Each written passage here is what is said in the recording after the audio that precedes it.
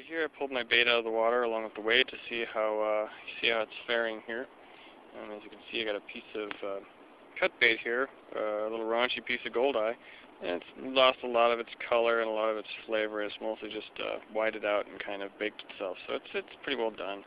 And this is actually a very small piece to use, even though for any other type of fishing you might think that's quite a bit of bait on there. The other thing they may never tell you in these fishing forums and shows is notice how the hook line, or what I call the bait line, is twirling all around the weight. Now the weight is sitting pretty nice and even, and it's just a real nice straight line, but you can see there's all sorts of twists and bends and everything. If I let the line go here, you can see the bait on the bottom is spinning back and forth even though there's no spin in the line. When the bait's in the water, you'll notice at this end of it, it does not have a swivel, so it's going to turn and bend and whatever and spin the line. Whereas way up here we do have a swivel that can spin with the line. But what this indicates here is that this line has been spinning quite a bit. It's wrapped itself up quite decently, and might not be quite as strong as you'll want, and might actually be more apt to tangle. So what I'm going to do now then is take this hook off and replace the line on my rig here with a fresh cut line to make sure that I don't get any weaker lines, so I don't lose any fish. So, okay, here we go with everything you could possibly need for a decent catfishing rig.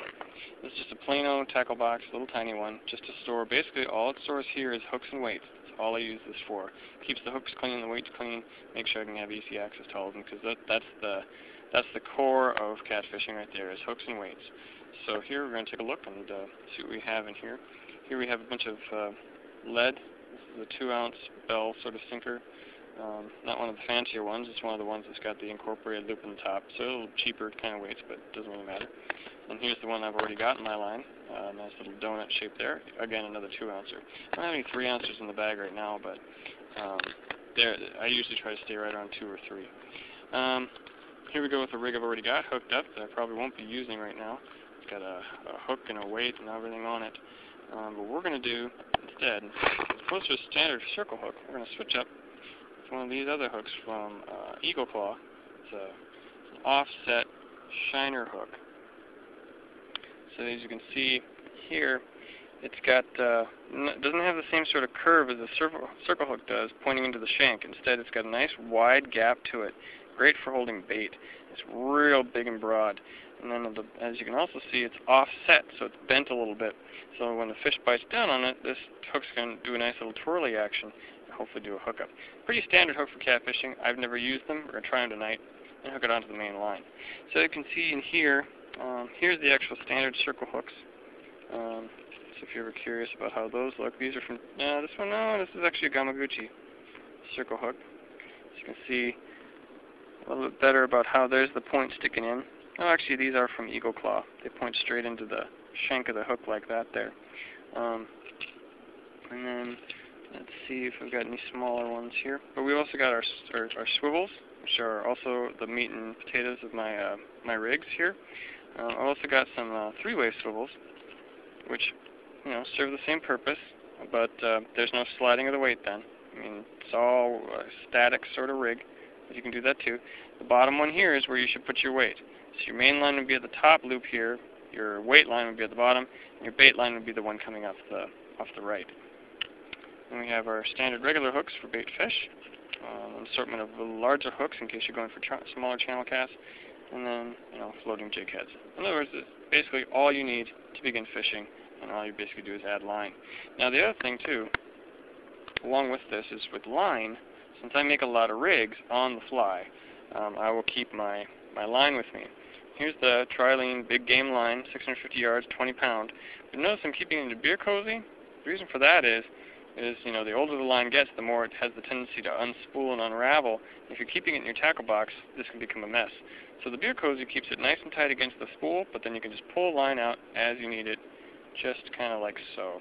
And I can just pull out as much as I want, clip it off, and then you just find the end whenever you need it by folding back the lip here and just grabbing what you need from the spool. So, good tactic, something I learned from southern fishermen. Definitely something you should try, and it will save you from a lot of heartache. And the less heartache you have, the more fishing you do. Okay, here we are I've got my hook up, I've got my hooks, and now the biggest thing that everybody always asks about is bait. If you're using cut bait, how do you cut your cut bait? Okay, this is a little piece of cut sucker. You see it's just a center section, and all I did was take a tin snips and cut it and get my chunk out of here. This is what I'm going to use.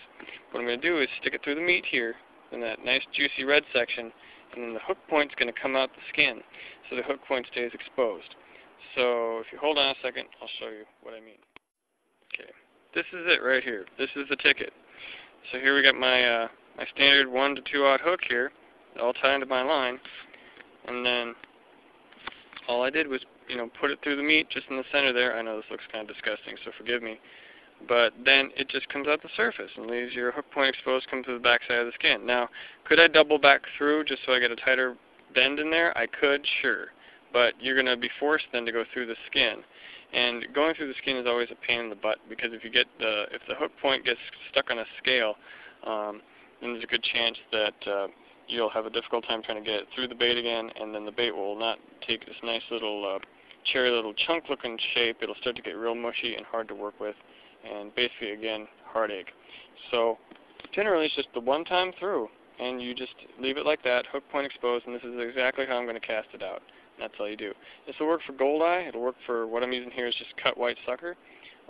Actually, I think this is cut. This is a decoy sucker I got from downtown here. But yeah, any kind of cut bait you use, it can be exact same way. See all the juices in the center will start to flow out. This bait starts to thaw, and then when the catfish bites down on it, that hook point will be able to get into that really hard gums that's really hard to penetrate. Okay, so here we are with my bait in the water. One thing to keep in mind here is that I'm not going to use the bell. In fact, I'm going to be holding the pole most of the time. The thing about this is I switched hooks, and this is not a circle hook, so it's not self-setting. So this one, I'm going to have to wait for it, and when I start to see catfish hit, I'm going to have to do a hook set. We'll see how these work. Again, one of the things is keeping an eye on this real carefully, because even a big catfish can just mouth it and drop it real quick. So keeping your hand on it so you can feel those minor vibrations can be really the difference between catching a fish and not catching a fish. Again, I haven't done this in a while, but we'll see how it goes with bigger cats.